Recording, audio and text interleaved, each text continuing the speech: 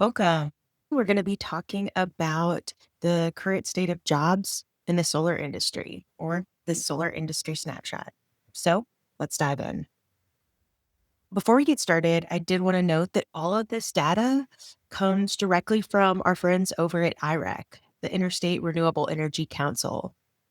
They've been around for over 40 years, and their mission is to build the foundation for rapid adoption of clean energy and energy efficiency to benefit people, the economy, and the planet. So, all this data is from their National Solar Jobs Census, which they publish annually. And these stats that we're about to look at in particular are from the Solar Job Census 2024, which was published in November 2025. All right, let's look at it. So, as of 2024, there were around 280,000 solar energy jobs here in the US. And you can see in this chart, the pace of solar job growth has slowed since solar was truly an emerging industry. So, that time between 2010 and 2019, solar jobs increased by a whopping 167%, with more than 150,000 jobs added. Then, in that 5 year period between 2019 and 2024, solar jobs grew at a much slower pace, around 12%. It's interesting because at the same time, though, installed solar capacity increased by 286%. And we'll look at that in a little bit further in the presentation. But one thing that shows is that the trend in the industry is that we're becoming more and more labor efficient, really across all different types of jobs. So let's look at jobs where they are across the country, these solar jobs. California remains the undisputed leader with nearly 79,000 solar jobs, which is far more than any other state. And that makes sense. They're a bigger state, they've got a big population.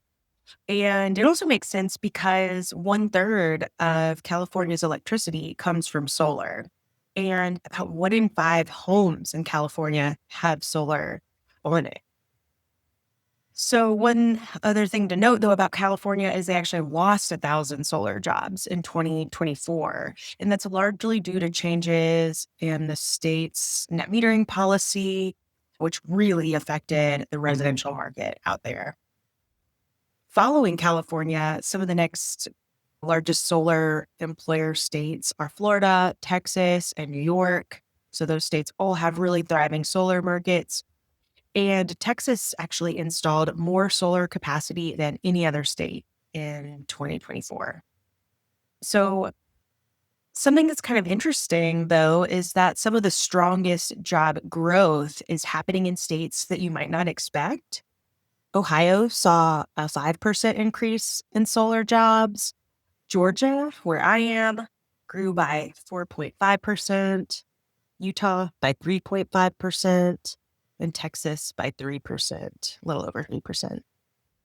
And all four of these states experienced big surges in utility scale solar installations, and Ohio and Georgia actually hit record highs in that area. So this highlights an important point about solar is that it's really bipartisan. It doesn't really matter, what these states tend to have done historically, politically. Growth is happening in the solar workforce and in solar energy, really, regardless of that. And it's just simply because solar makes economic sense in so many instances and it can be deployed so quickly. So, coming to this solar capacity growth that I had mentioned earlier, the US added 50 gigawatts of solar capacity in 2024. And that's a record that represents nearly 4 times the 2019 level and more than double what was installed just 2 years prior.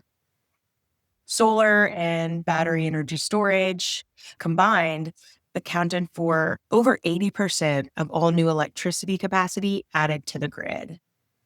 Solar has really emerged as this very cost effective and fast option for meeting the accelerated electricity demand that we're seeing all over the country and rising power costs.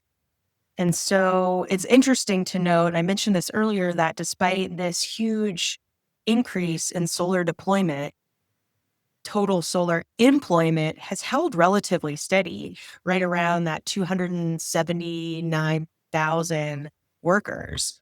And IRAG mentions this in their report, but they attribute it to really significant gains in labor productivity. And that's happening as the industry matures and we're adopting improved technologies and improving our processes and permitting. And there's just so many factors that help us get those labor productivity gains. So let's look at these solar jobs by sector. Solar employment, of course, spans multiple industry sectors. Installation and project development firms employ the largest share, as you can see here, about 2/3 of the workforce. It's about 178,000, 179,000 jobs.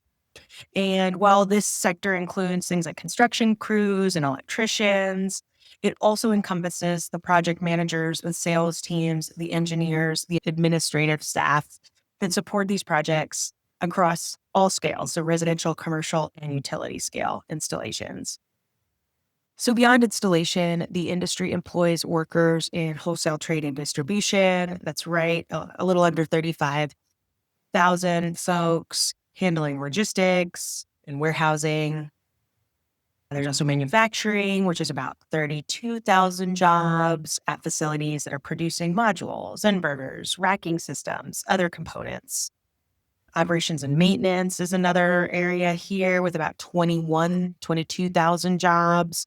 And they're responsible for keeping everything running efficiently and operationally. And finally, there is this other section, and there's about 12,000 workers there, and that's things like research, nonprofits, other types of supporting roles that haven't been mentioned previously. And so within installation and project development, jobs break down by market segment. And this chart here compares the numbers between 2021 and 2024. But looking at the numbers for this most recent year, residential solar accounts for 45% of these jobs. Utility scale represents about 33%. Commercial makes up 14%. And community solar comprises 8%. Recent growth has been driven almost entirely by utility scale projects. Utility scale jobs has surged 73% since 2021. And that's at the same time residential, commercial, and community solar jobs all declined during that same period.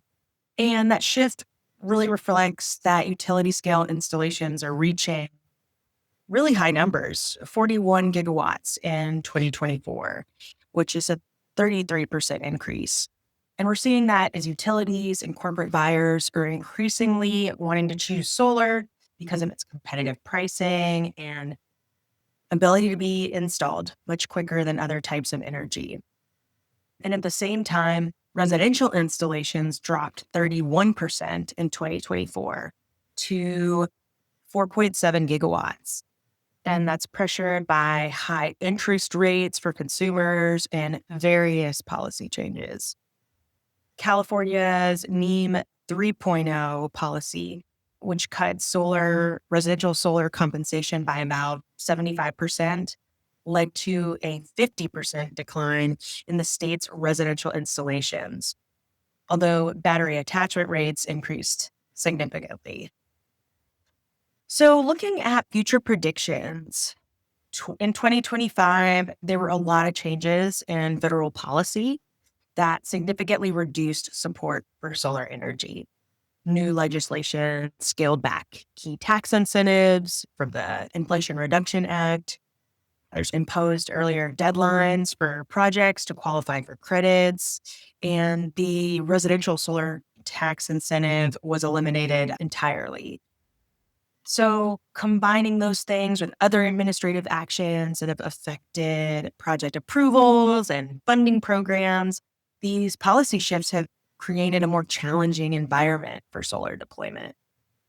All that being said, solar still retains really fundamental advantages for the United States and the world. Utility scale solar remains one of the most cost competitive and fastest to build electricity sources. Rising electricity demand from data centers, EVs, manufacturing facilities, combined with the fact that electricity prices are rising faster than inflation, is creating this continued pressure for new capacity. So while we may see a little bit less solar being deployed than we would have predicted a few years ago, we still anticipate that there will be strong growth in the industry despite these challenges. Thanks so much for tuning in, and we'll see you in the next section.